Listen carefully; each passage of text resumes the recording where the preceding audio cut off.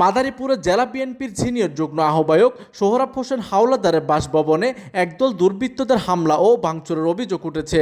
শুক্রবার 24শে জুলাই রাত 10:30টার দিকে পৌর শহরের কলাতলা এলাকার বাড়িতে এই হামলার ঘটনা ঘটে।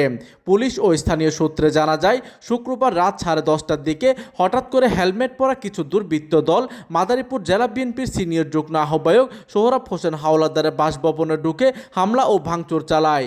এই সময় বাড়ির দরজা জানলা সহ একটি মোটরসাইকেল ভাঙচুর করা হয়।